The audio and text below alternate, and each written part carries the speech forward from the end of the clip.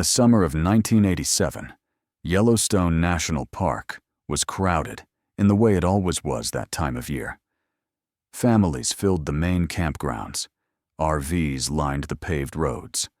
Rangers answered the same questions they had answered all season, about bears, about trails, about how far was too far. On the Montana side of the park, near the edge where Yellowstone blurred into the Gallatin National Forest, the traffic thinned. The trails became narrower, quieter, and less forgiving. It was here that 4 men began a trip no one would ever see them return from. They arrived on a clear morning, the air dry and warm, the sky open and calm. 2 of them were brothers, close in age, raised hiking and fishing together. One was a longtime friend who had shared trips like this with them before. The 4th was younger, a local college student who knew the region well and had camped parts of it since childhood. None of them were strangers to the outdoors. None of them were inexperienced. They carried proper packs, weather-appropriate clothing, food for several days, and maps marked with a planned route that looped through a lesser-used backcountry trail system before returning to the same trailhead. At the ranger station, the process was routine. Names were written down. An entry permit was issued. The expected return date was noted clearly, 3 days later. The ranger glanced over the route, nodded, and reminded them to check out when they were back. There was nothing unusual about the interaction. No warnings, no hesitation. Just another group heading into a park that swallowed thousands of visitors every year and returned almost all of them without incident. Their vehicle, a dust-covered station wagon with camping gear visible through the back window, was parked at the trailhead by mid-morning.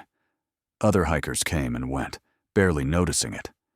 Later that day, a campground host several miles away would remember seeing 4 men laughing near a fire ring, passing around a map and talking about where they hoped to camp the second night.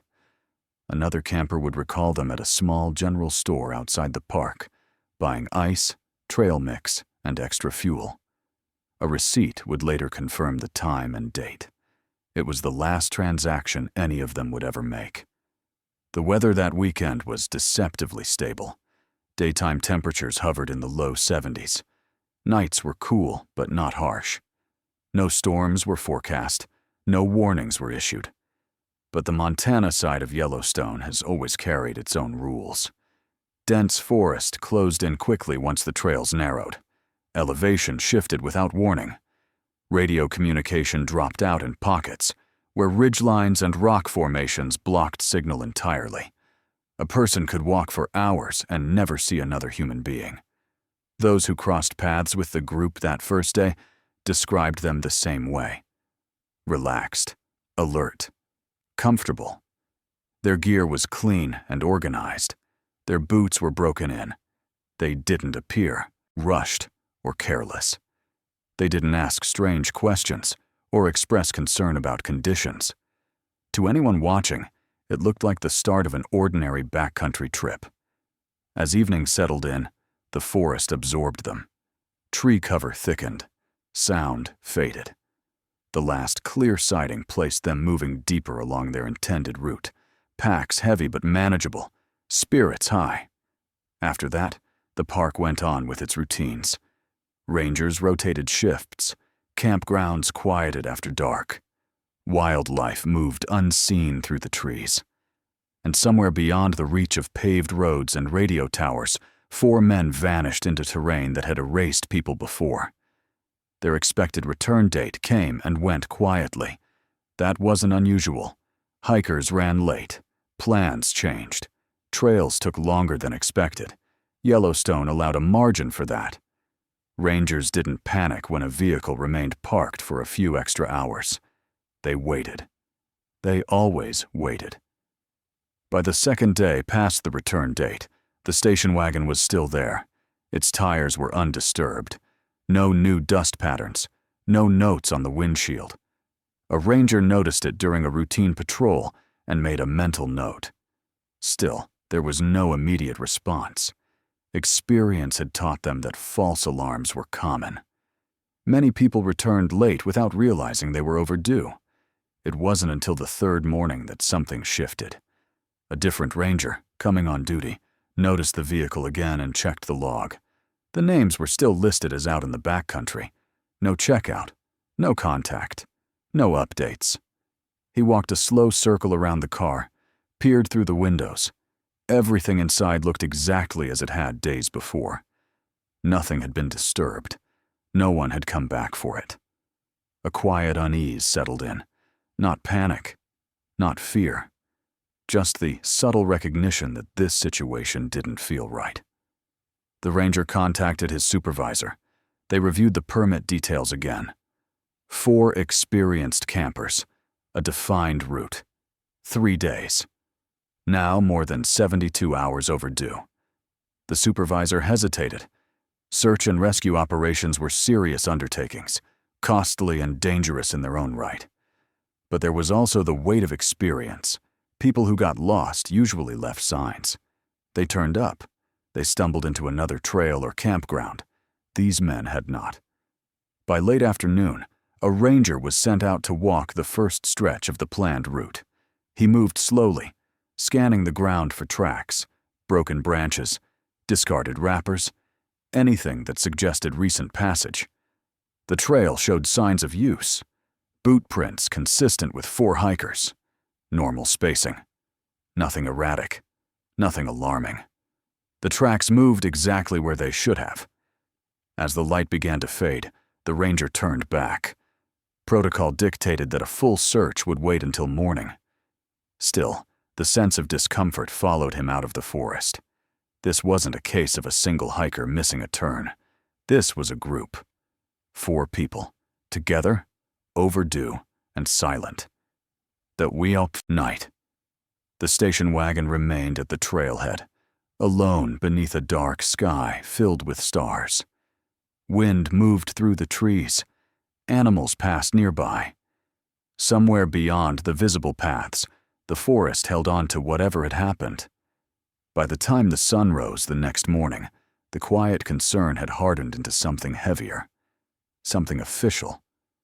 Phones rang, notes were taken, and without saying it out loud, the rangers at Yellowstone understood one thing clearly. This wasn't just a late return anymore. Something had gone wrong out there. By the following morning, the situation had crossed a line that rangers at Yellowstone recognized all too well. This was no longer a delayed return. It was an absence that demanded action. Search and rescue was officially initiated, and with it came a shift in tone across the Montana side of the park. Radios stayed busy. Maps were spread across tables. The 4 names on the permit stopped being just names and became people who needed to be found. The first teams moved out along the group's intended route shortly after sunrise. Rangers followed the trail carefully, scanning the ground the way they had been trained to do. Slowly, methodically, reading the earth for anything out of place. At first, the signs were reassuring. Boot prints appeared where they should have, spaced evenly, suggesting the men were moving together, uninjured and unhurried. There were no scuffed marks, no erratic patterns, no indications of panic. Then, without warning, the trail evidence changed. The boot prints began to thin. In places, they disappeared entirely. Rangers searched outward in widening arcs, expecting to find where the group had left the main path, but the ground offered nothing. No clear turn, no broken brush, no disturbed soil. It was as if 4 people had walked forward and then simply stopped existing. Several miles in, a small campsite was discovered. It appeared to have been partially established. A tent lay flat on the ground, unpitched. A cooking area had been cleared, stones arranged, but unused. Food supplies were present, unopened, protected in bear-safe containers exactly as protocol required. Nothing had been taken in haste. Nothing had been scattered. It didn't look like a camp abandoned in fear. It looked like a camp interrupted. There were no signs of violence, no blood, no torn fabric, no indication of a struggle. The forest floor around the site was intact, undisturbed, except for light foot traffic consistent with setting up camp. Rangers stood quietly, absorbing the implications. Experienced campers did not leave food behind. They did not abandon shelter unless something forced them to. As word spread, the search widened. Helicopters were brought in to cover terrain that would take days to reach on foot. Their presence brought a low mechanical hum to the sky, echoing across valleys that had known only wind and birdsong. On the ground, search dogs were deployed, trained to follow scent even after days had passed. Initially, the dogs responded well. They picked up the group's trail near the campsite and followed it confidently for a short distance. Then, near a rocky ridge that cut sharply through the landscape, the behavior changed. The dogs slowed. They circled. They pulled toward the edge of the ridge and then stopped. Handlers encouraged them forward, down toward a steep ravine below, but the dogs refused to continue. Teams descended into the ravine anyway. It was a hard drop, uneven and dangerous, filled with loose rock and dense undergrowth. Searchers worked carefully, calling out, scanning for clothing, gear, anything that might have been carried downhill by gravity or water. They found nothing. No packs, no bodies, no trace that 4 men had ever been there at all. Weather began to work against them. What had started as clear summer days gave way to sudden afternoon rainstorms. Heavy drops struck the ground, flattening soil and washing away the fragile clues searchers depended on. Fog rolled in without warning, thick enough to ground helicopters and reduce visibility to a few yards. Radios crackled with incomplete transmissions. In some areas, communication dropped out entirely. Despite the obstacles, the search continued. Volunteers arrived from nearby towns. Park employees extended shifts. Law enforcement from surrounding counties joined the effort. The terrain was divided into grids. Each section was walked, then walked again. Logs were kept. Names were checked off lists. Every possible drainage, ridge, and offshoot trail was examined. As the days passed, the emotional atmosphere shifted. Early optimism faded. In its place grew a quiet dread that no one spoke aloud. The park had seen lost hikers before. It had seen accidents, exposure, even fatal encounters with wildlife. But this was different. This was 4 people, together, vanishing without leaving behind the chaos that usually accompanied disaster. Families began to arrive. They stood at the edge of briefings, listening as officials explained what had been searched and what had not. Faces tightened as answers became less concrete. Each day ended the same way, with promises to continue, with reassurances that everything possible was being done. Each night, families returned to temporary lodging with the same question unanswered. Behind the scenes, investigators debated scenarios quietly. An animal attack was considered, but the lack of blood or disturbance argued against it. Exposure was possible, but experienced campers rarely succumbed without attempting to build shelter or signal for help. Voluntary disappearance made little sense. 4 people abandoning gear, vehicles, and families without a word. That left a category no one liked to dwell on. Unknown, unsettling, unexplained. Tourists moved through the park largely unaware of the growing unease. Campgrounds remained open. Trails bustled closer to the main roads. But deeper in, where the search focused, Yellowstone felt different. Vast, impersonal, indifferent to human concern. The forest did not respond to calls. The land did not offer explanations. By the end of the first week, exhaustion set in. Searchers moved more slowly. Helicopter crews logged hours without results. Dogs were rotated out as their effectiveness declined with time and weather. Each day without discovery tightened the sense that whatever answers existed were slipping further away. Still, No one was ready to stop. The second week pushed deeper into less accessible terrain. Searchers followed speculative paths, places the group might have gone if disoriented, or if they had attempted to find an alternate route. Again and again, they came back empty-handed. Eventually, the decision was made. Official search operations would be scaled back. Resources were limited. Risks were increasing. The likelihood of finding survivors had diminished to near zero. The announcement was careful, measured, but its meaning was clear to everyone listening. The case was not closed. It was simply no longer active. The station wagon remained at the trailhead, untouched, a quiet marker of a trip that never ended. Files were compiled, evidence was cataloged, questions were left unanswered. And as the park returned to its routines, one truth settled heavily over everyone involved. Whatever had happened to the 4 campers was still out there, somewhere beyond the trails, waiting in silence. As summer faded into fall, the search activity that had once filled the Montana side of Yellowstone slowly unraveled. Helicopters were reassigned. Volunteers returned home. Ranger briefings stopped mentioning the 4 men by name. The forest reclaimed its quiet, and with it came a heavier truth. Whatever answers existed were now buried beneath time, weather, and distance. By October, snow began to creep into higher elevations. Trails that had been walked again and again disappeared under white cover. Ravines filled.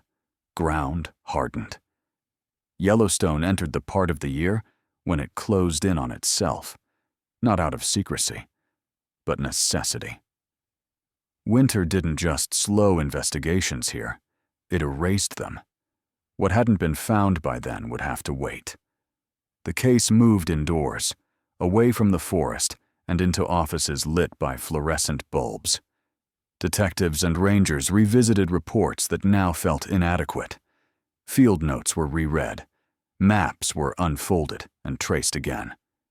They asked the same questions, over and over, hoping repetition might reveal something previously missed. Why were there no remains? Why was no gear found scattered across terrain that should have forced mistakes?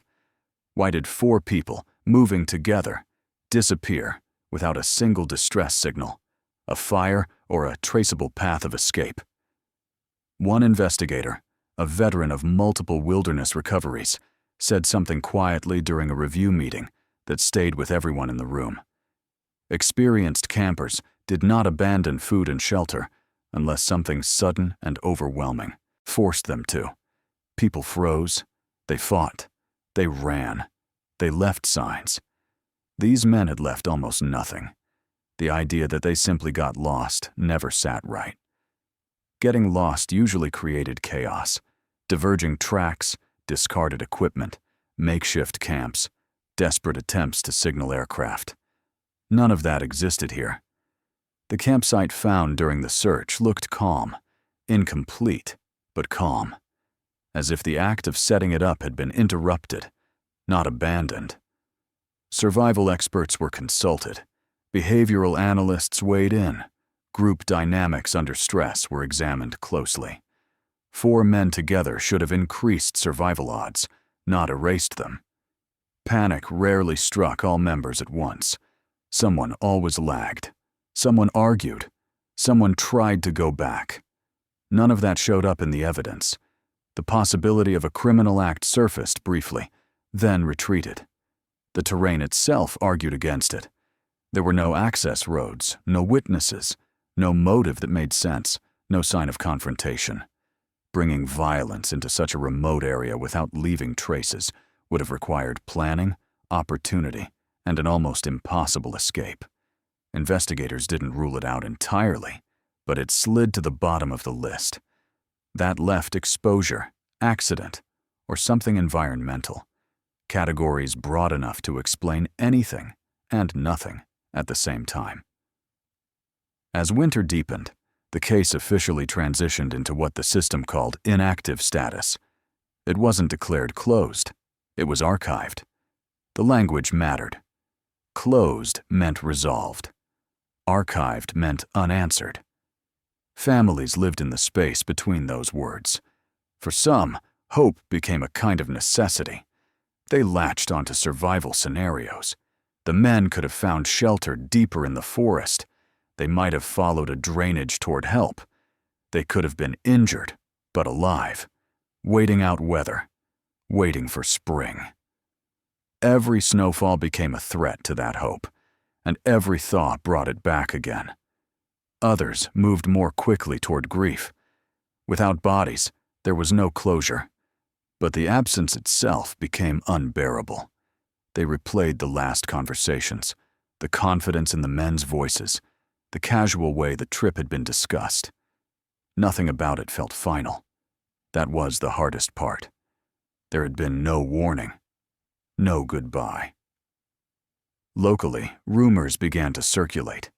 In towns bordering the park, people talked in lowered voices. Someone claimed to have seen strange lights over the forest that summer. Another mentioned military testing flights that were never officially acknowledged. Stories of undocumented predators, things larger and more aggressive than known wildlife, drifted from bar to bar. Each rumor carried fear, but none carried evidence.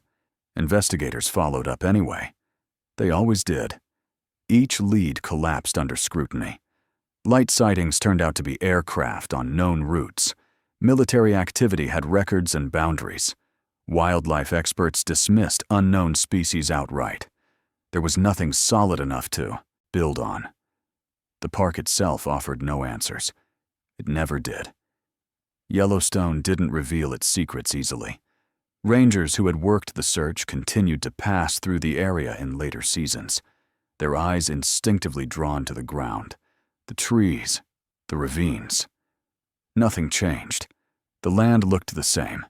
That, too, was unsettling. By the early 1990s, the files were thick and unhelpful. Reports contradicted each other in small ways. Memories faded. Witness accounts grew less precise. The case was reviewed one last time before being placed into long-term storage. Unsolved, unresolved, unfinished. And yet, no one involved ever truly let it go. The station wagon was eventually towed and released to family. The trailhead returned to anonymity. New hikers walked the same paths without knowing what had happened years before. Yellowstone absorbed their footsteps the same way it had absorbed the four men. Time passed. Seasons turned. The forest grew thicker in some areas, thinner in others. Storms reshaped ridgelines. Trees fell and revealed ground that had not been exposed in decades. The case receded into the background of park history, one of many quiet disappearances that never made headlines again. But the truth had not been destroyed. It had only been buried. And years later, when fire would move through the Montana side of Yellowstone and strip the forest down to its bones, the ground would finally give up something it had been holding on to since 1987. Every case on this channel isn't just a story. It's weeks of digging through records, verifying facts, and piecing together real lives that were lost. Each episode takes nearly 15 days of research and long nights chasing the truth. We do this because these stories matter, and someone out there still deserves to be remembered. If you want us to keep uncovering the truth behind these mysteries, please take a second to like, subscribe, and tell us in the comments which part of today's case hit you the hardest. Your support keeps us going. And if you want to watch more solved cold cases, the links are waiting for you in the description below. Now, let's get back to the case. 20 years passed without answers, and Yellowstone kept its silence the way it always had. Seasons cycled through the park with indifference. New rangers were hired, trained, and reassigned. Old ones retired, carrying memories of cases they never solved. The disappearance of 4 campers from the summer of 1987 became a file most people only encountered during training, a quiet example of how quickly certainty could vanish in the backcountry. By the mid-2000s, The Montana side of Yellowstone was changing in ways no one could ignore. Winters grew shorter, summers stretched longer and drier. What had once been rare became routine. Wildfires that moved faster, burned hotter, and reached areas that had been protected by moisture and dense canopy for generations. When the fire that year broke containment lines and pushed into remote sections of the park, crews focused on control and evacuation. There was no time to think about history, only survival. The fire burned for weeks. It stripped hillsides down to blackened soil and exposed rock. Trees that had stood for decades collapsed into ash. When the last flames were finally contained, the landscape no longer looked familiar. Trails were gone. Vegetation was erased. Entire sections of forest had been reduced to something raw and skeletal. Recovery crews moved in once the danger passed. Their work was slow and methodical. They assessed damage, cleared hazards, and marked areas at risk of erosion. It was during one of these routine sweeps, far from any active trail, that a ranger noticed something that didn't belong. At first, it looked like debris, twisted metal half buried in ash and stone. Yellowstone had a long history, and abandoned equipment wasn't unheard of in remote areas. But this was different. The metal wasn't rusted in the way decades-old scrap usually was. It was warped, distorted, as if exposed to intense heat long before the recent fire. The ranger knelt down and brushed away ash with a gloved hand. What emerged made him pause. A curved aluminum frame, unmistakably part of a backpack. Nearby, a blackened compass casing. Further out, fragments of cookware fused together in a way that suggested extreme temperatures. This wasn't random trash. It was personal gear. The ranger flagged the site and contacted his supervisor. Within hours, the area was cordoned off. Photos were taken, coordinates logged. As specialists arrived, a realization began to settle over the group. These items were old. Not decades old in the abstract sense, but specifically old in a way that matched a missing chapter of the park's history. Serial numbers were checked. Manufacturing dates were traced. The gear was consistent with equipment sold in the late 1980s. The case that had been archived and largely forgotten resurfaced almost immediately. The disappearance of 4 campers, the unanswered questions, the absence of remains. It all rushed back into focus with the weight of something unfinished. Forensic teams were brought in. The site was expanded outward, inch by inch, careful not to disturb what the fire had already uncovered. The location itself raised immediate questions. It was nowhere near the group's planned route. It sat behind a ridgeline that had once been choked with thick forest, an area so difficult to access that even search teams in 1987 had never reached it. Now, with the vegetation gone, the terrain told a different story. Steep, uneven ground, rocky outcroppings, narrow natural corridors that could funnel movement in unexpected ways. It was not an area hikers would stumble into casually. Reaching it would have required intention or desperation. Maps from the original investigation were overlaid with modern data. The distance from the campsite found in 1987 to this burned clearing was significant. Not impossible, but far enough to raise the same question investigators had been asking for 20 years. Why here? The emotional weight of the discovery pressed in quietly.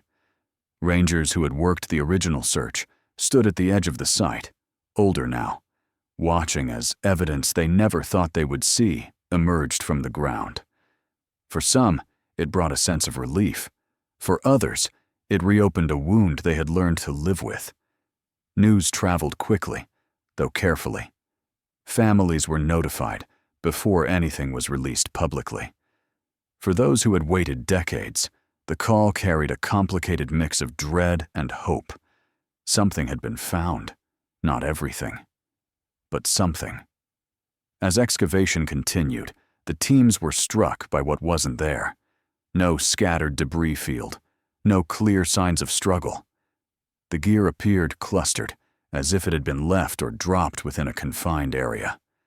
Fire had damaged it severely, but the arrangement suggested proximity, not chaos.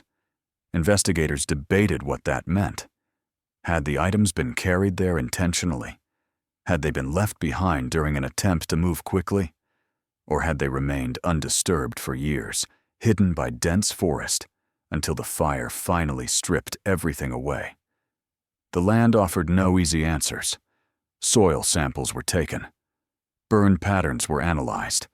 The fire itself became part of the investigation. Experts determined that while the recent wildfire had caused significant damage, it was not responsible for the original melting seen on some of the metal. That heat predated the fire. That detail tightened the case in ways no one expected. If the gear had been exposed to extreme heat decades earlier, then whatever happened to the campers involved an environmental factor not fully considered in 1987. Investigators began revisiting old assumptions, this time with a physical anchor, tying theories to a real place. The park, once silent, now felt watchful. Each day at the site ended with more questions than answers. Teams packed up as evening settled, leaving behind a clearing that no longer felt empty. The ground had finally spoken, but it hadn't told its whole story. Not yet. And as the ash settled and the forest stood stripped and bare, one truth became impossible to ignore. The disappearance that had haunted Yellowstone for 20 years was no longer just a mystery on paper. It was real again. Tangible. Present. And whatever remained buried beneath that burned hillside was about to force the past into the open, whether the park was ready for it or not. The excavation began quietly, with the kind of care reserved for places where the past has already taken enough. Soil was removed in shallow layers, each pass slower than the last. What the fire had stripped bare, the teams now approached with restraint. Ash gave way to compacted earth. Rock appeared. Then something else, lighter in color, irregular in shape, unmistakable once seen. The first fragments were small, too small to identify immediately, burned and brittle, mixed with debris that had fused together over time. But there was no confusion about what they were. The texture alone made that clear. Human remains, altered by heat and years underground, but still human. The discovery did not come with shock so much as confirmation. A long-standing question had finally been answered, even if the answer itself was unbearable. Work stopped briefly while protocols were followed. The area was expanded. Forensic specialists took over. What followed was slow, meticulous, and emotionally heavy. More fragments were uncovered as the perimeter widened. Some were embedded in rock. Others lay shallow, as if never deeply buried at all. The condition varied, but the pattern did not. They were close together, not scattered across a slope, not dragged by water or gravity. The remains occupied a confined area, measured in yards, not acres. For investigators who had spent years studying wilderness deaths, that detail mattered more than anything else. When people panic in the wild, they move, they separate, they run, they fall. They leave a trail of themselves behind. This site told a different story. DNA analysis came next, a process both clinical and devastating. Samples were compared against records that had sat dormant for decades. The results arrived in stages, but the conclusion was clear. All 4 campers were present at the site. No one had wandered elsewhere. No one had survived longer than the others. Whatever happened, it happened to all of them. Forensic analysis attempted to push further. Cause of death is a question that demands precision, and here, precision was hard to find. Heat damage obscured many markers. Bones showed no gunshot wounds, no sharp force trauma, no fractures consistent with falls from height. There were no defensive injuries, no signs of restraint. Toxicology offered little help. Decades of exposure, combined with fire, had erased chemical evidence that might have pointed to poisoning or inhalation. Still, the absence of certain findings was itself meaningful. There was no indication of prolonged struggle, no evidence of individuals attempting to flee in different directions. The remains suggested proximity at the time of death, as if the group had stayed together, even as conditions became fatal. Investigators returned to the question that had haunted the case from the beginning. Why didn't they run? Theories were revisited, this time anchored by physical evidence instead of speculation. Sudden weather changes were considered first. Yellowstone was notorious for rapid shifts, even in summer. Hypothermia could incapacitate quickly, especially if combined with wet conditions. But there were problems with that explanation. The campsite showed no signs of emergency shelter being constructed. Clothing and gear, based on what was recovered, appeared adequate, and hypothermia rarely affected an entire group simultaneously, without at least one person attempting movement. Animal attack resurfaced briefly, then fell away again. There were no bite marks, no claw damage, no disturbance in the surrounding area consistent with a predator encounter. Large animals left evidence. This site did not. Attention shifted toward environmental hazards. Investigators examined geological data, historical records, and post-fire assessments. The Montana side of Yellowstone, less famous than its geyser basins, still sat atop complex geothermal systems. Gas pockets existed in isolated areas, rare but documented. In certain conditions, colorless, odorless gases could accumulate near ground level, displacing oxygen and causing rapid disorientation or unconsciousness. It was a possibility that hadn't been seriously considered in 1987. Experts explained how exposure could unfold. Symptoms could begin within seconds: dizziness, confusion, loss of coordination. In a group, the first person to collapse could trigger others to stop, to help, to stay close. Movement might feel impossible. The urge to flee might never fully form. The site's geography supported the theory. The clearing sat low, partially enclosed by rock formations that could trap heavier-than-air gases.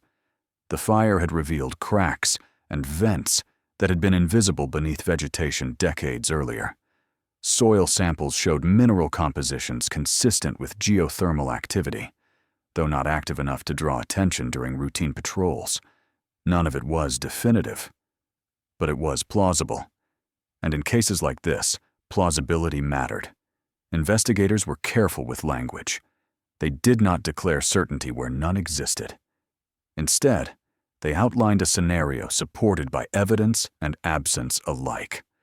A rapid, overwhelming environmental threat. One that offered no warning and no time. One that explained why 4 experienced campers would abandon a campsite mid-setup and move only a short distance before stopping entirely. The fire, they concluded, did not kill them. It revealed them. Families received the findings in private briefings. For some, the explanation brought a fragile form of relief. There had been no suffering prolonged by fear or pursuit, no betrayal, no unanswered betrayal of judgment. For others, it opened new wounds.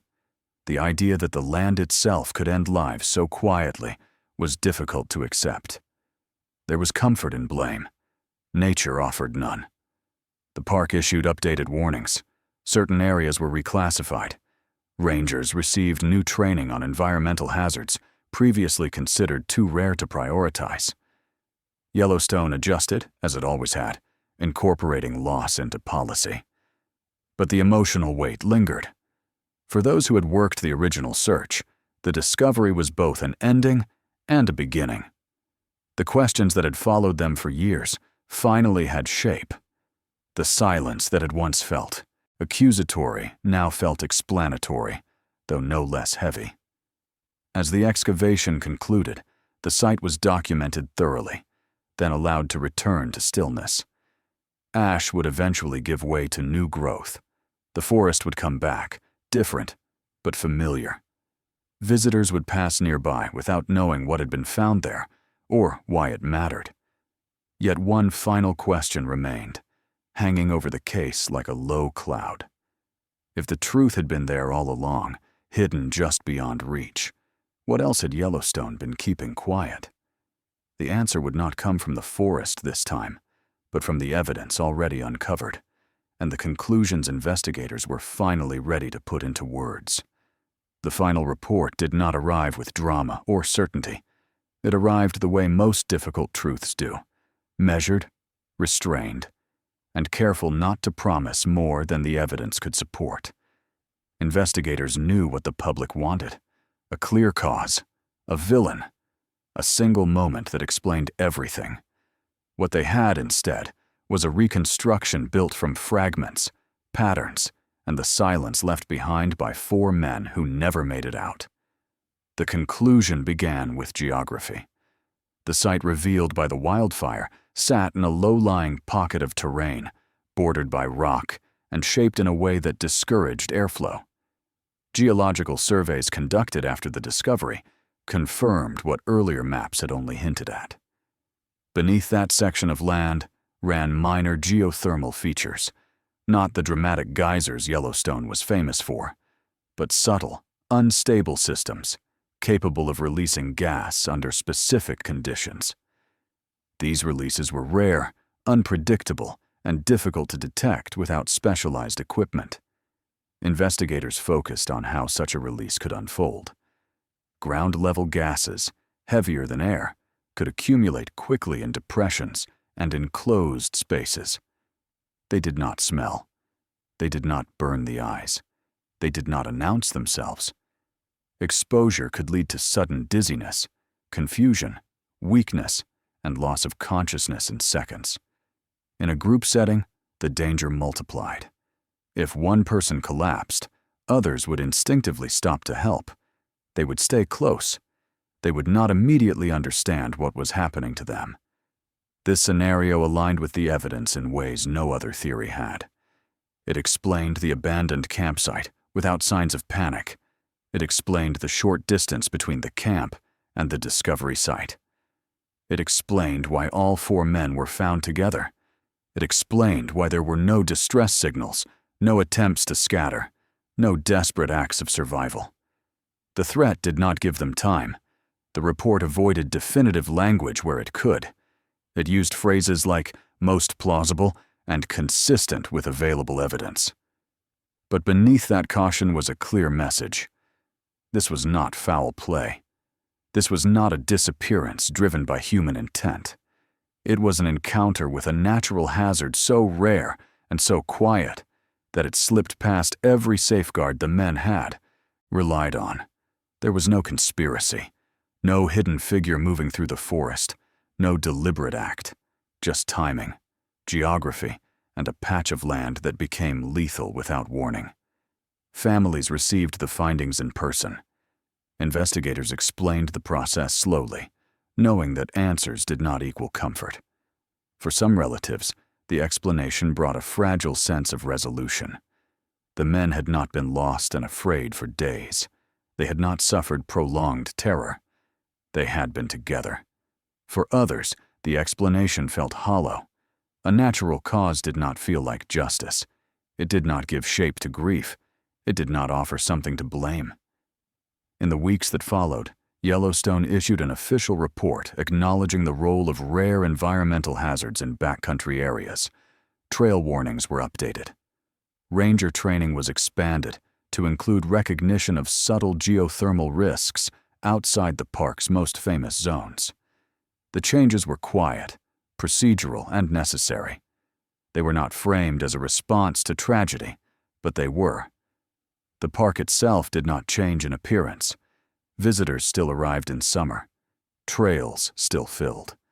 The land remained vast and beautiful. But for those who knew the case, something fundamental had shifted.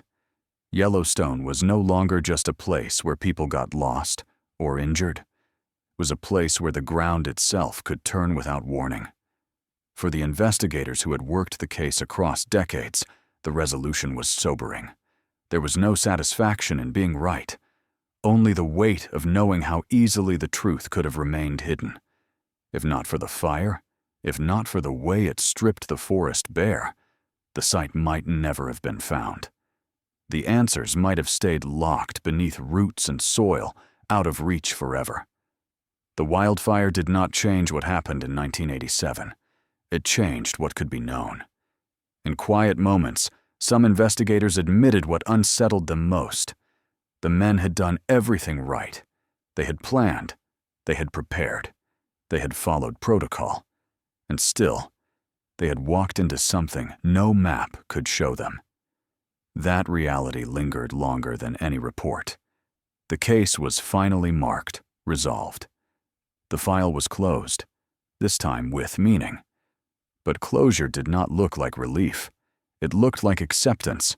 It looked like families learning how to carry a truth that explained everything and fixed nothing. Yellowstone moved on, as places do. New growth slowly returned to the burned hillside. Trees reclaimed the space. The clearing where the evidence had surfaced began to disappear again beneath grass and saplings. In time, even that place would look ordinary. But the story did not end where the evidence did. It ended with a recognition that some mysteries are not designed to be found quickly. They do not reveal themselves through effort alone.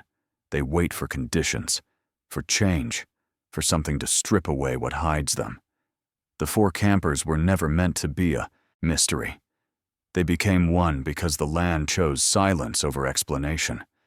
And it held that silence for 20 years, until fire passed through and forced the truth into view. Some answers are not buried forever. They wait for fire, for time, for someone to finally look down.